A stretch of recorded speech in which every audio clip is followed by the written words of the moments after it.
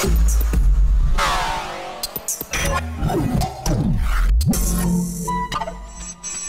it up for Chantel Jeffries on the program right now. Hey, Chantel, how are you? Guys. Nobody, your people don't clap for you.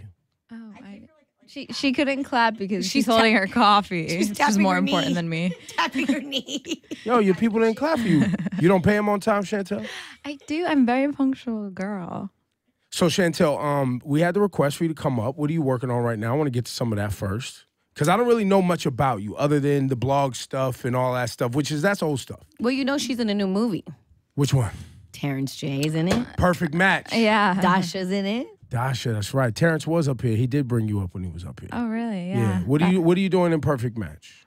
I'm actually a love interest of Terrence in the movie, and he's also my agent in the movie as well. Do you guys have a sex scene? No. No sex. Well, he told us there was a lot of sex scenes, so we were yeah, there was, but I wasn't a part of any of them. Well, that's whack. Would you do a sex scene in a movie? I actually kind of have. It's a joke kind of though, because it's in like a comedy and it's like a comedic setting. But my other movie that I did, it's like playful, joking-ish. What's the other movie?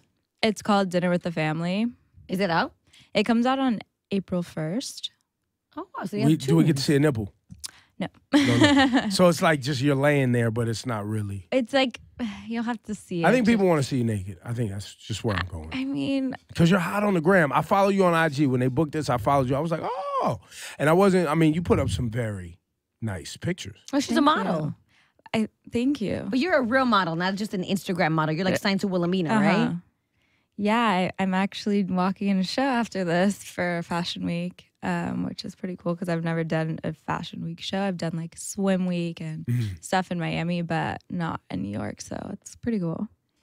I saw I saw that were you in the same campaign with A$AP Rocky for the guest? Yeah, right? Yeah, I saw her and she looked pretty mange.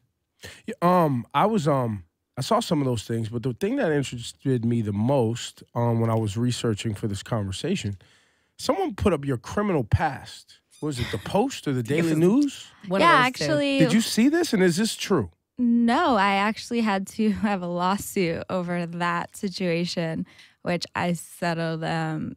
They just were saying things about me like so untrue. It was kind of like a telephone effect of like, oh, like one thing led to another, and then they had like this whole crazy fabricated story. Because it had like assault with a deadly weapon. Yeah, like a complete, like very left field from the actual truth. I have no like criminal record. Like, yeah, I have a mugshot, and some girls tried to fight me when I was like, I don't know, like 17, 18, but I'm like I hate confrontation. I'm not the person. And like, I would never fight someone unless they literally like attacked me. You know what I mean? Like, it's just crazy how people take like, so like, I read on there, I was arrested 5 times. Yes. And I'm like, Like, how do you even get arrested 5 times? Have you ever been arrested? Well, for that, they like took me in for questioning, but I wasn't under arrest, and I never had. But they dropped the. That made me like her even more, though. Yeah, but everything else, it was like, oh, I got 2 speeding tickets. That was like how I got arrested, like 10 miles over and like 15 miles over the speed limit on the highway. Like, oh, those turned into 2 arrests, and then someone got arrested at like my house that like my family owned, but I didn't live there. Like someone was renting it, and like someone got arrested there, and then that turned into me getting arrested. I'm like, how does this? I'm just like, it's very bad journalism, and like I went to school for that, and I know like how ridiculous, but they do it in order to get views and get attention. But I was like, no, you're gonna you get sued for doing stuff like that. So because that can mess up your business. Yeah, exactly. And obviously, like people think certain things about me that aren't true, and now I'm like, I have to like explain and everything like that. So it was very unfortunate that it turned into that. But I think some of that's just part of growing up, though. I mean, well, how old are you? 23. So I mean, look, you have some friends that are crazy, and you're hanging around some things that got crazy, and you got looped up in the sauce. It happens to all of us. I mean, Laura Styles out here beating bitches up in the Lower East Side. Okay, first of all, no. Yes, but no. But She was hanging out with her friends. They get crazy, and she had to punch a bitch in the face. First of all, I said it made me like you even more because sometimes I think that when you carry yourself a certain way, you look a certain way, sometimes people try to test you. And sometimes you got to show bitches what time it is. Like, you're not a punk. You understand what I'm saying? Like, listen, I don't like confrontation either. I don't like fighting. I don't like any of that. Yeah, you do. But if someone presses you and you have to defend yourself sometimes. Like, I was just in a situation where it was just like, I'm like a nice girl. Like, I would never fight anyone. Like, I just would not. I'd rather talk about it, or like, we don't have to speak at all. Like, if I see someone I don't like, I don't look at them. I don't talk to them. So it's just like, if someone's literally attacking you, like, you have to defend yourself. But I probably don't really even know how to fight. Like, I'm not really sure. I think you need to get nice with your hands. I think, you know what? I think I'm going to take some like jujitsu, like, work, boxing classes, taekwondo. Taekwondo, some self-defense. I think I need some self-defense classes. Now, for what you do for a living, which is the modeling thing, right? You get a lot of work for that, and you're very, I mean, what is it, 1.6, I think I heard you say, million people follow you on Instagram. That sort of stuff could really mess up your business because a lot of brands then wouldn't want to have you work for them. Exactly. And I've run into that problem because people read things on the internet, they just assume it's true. But like, everybody knows that most of the stuff you read on the internet isn't true. So it's just kind of like, okay, well, you know, maybe if you look into it, it's not. But just seeing something like that throws people off sometimes. So right now, your IG, 1.6 million. How many DMs do you have unanswered right now? The amount of times I've even checked my DMs, I could like count on two hands, just like going through them, because I actually didn't really even know how it worked. Like, as far as like when they implemented Instagram DM, then like I didn't know about it for a while. I was like late on Instagram, I was late on that. And then once I did check it, there were so many that like I only scrolled so far, and I'm like, most of them are like a profile with no picture, and then like sometimes there's people in there, but if you don't know them, then you're gonna like kind of bypass unless you check every single one. So you don't date through DM, like if an athlete or an artist or somebody tries. No, I've never done that before. Because Laura, you don't do dating on DM, but you get dick pics on your DM. Of course. I get ridiculous ones. Do you still save the dick pics? No, not anymore. And I used to save them, and I used to have this folder in my iPhone that said foulness of all the weird dick pics that people used to send me, all these insane photos. So I used to screenshot them and send them to my friends just to, as a joke. As a joke.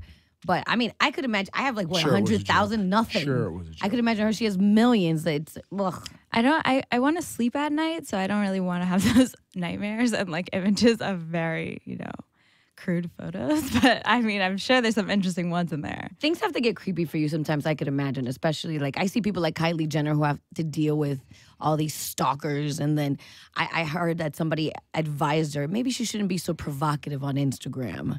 Have you had that problem with people just going too far? I feel like people, they think certain things as far as like, I like Snapchat a lot and I let people into like my life as far as like, obviously Instagram is like you post a photo, but you can't really tell too much from a photo. I love wearing turtlenecks. So like that's something I do so often. I'm like, I don't really post that much, I don't think, provocative photos. Hold on. Do I? I don't think I do. Hold on. I'll let you. If you count how many times I'm wearing a turtleneck, like the percentage is so high. I don't know. It's just like. Oh, just wait. He's gonna scroll. All right. So back to the people who go too far. Any creeps? Yes, I have people that think that I'm talking directly to them through Snapchat, and like they think like we're dating, and like I have so many ridiculous emails, and like people, I have like one really crazy. Well, you know what? She's not lying. I had to go all the way back 2 weeks, but she posts a lot. And this, I mean, it's provocative. What is it? It's from a magazine shoot. Oh, yeah. It's not like her ass is busted open. It's not like she's showing ass crack. No. That's for sure. And some of these IG models, yeah, most are innocent. A lot of selfies. Yeah. No, it's not bad. I don't know. Like, I feel like people just automatic like you got a nice ass though. Really? I didn't know that. I'm not sure. I think you can say thank you. It's okay. Well, God bless. Well done, man. Well done. Well done to her parents. Shout out to mom and dad. Shout out to mom and dad. You're a little too young for me, but still, I just wanted to compliment. Well, but yeah, no, the IG is not thought. It's not thotty supreme. It's not even thirst trappy, really. at all. I Kudos to you, man. Well, thank you. I try. Now, obviously, people call themselves models. Right? Like that's everybody's a model, but they're not actually a part of an agency. Sometimes they're just. Do you find that is modeling something that you've always done since you were young? Like, how did this come about for you? Well, when I was like a lot younger, I used to do some stuff as far as like I like had like a little agency I'd work with, but I was like very young and like 9. Yeah, I lived in San Diego, grew up there, and then like coming to LA, I would like go to all these castings and whatnot for like commercials for like whatever, like Dell or like Buick or something random like that. And then when I moved to Miami for college, I was just, posting on Instagram and like hanging out with friends, beach, working out, stuff like that. And I started like growing a following through like popular page and all that stuff on Instagram. Like you can just get so deep on someone else's page, and you like discover someone new.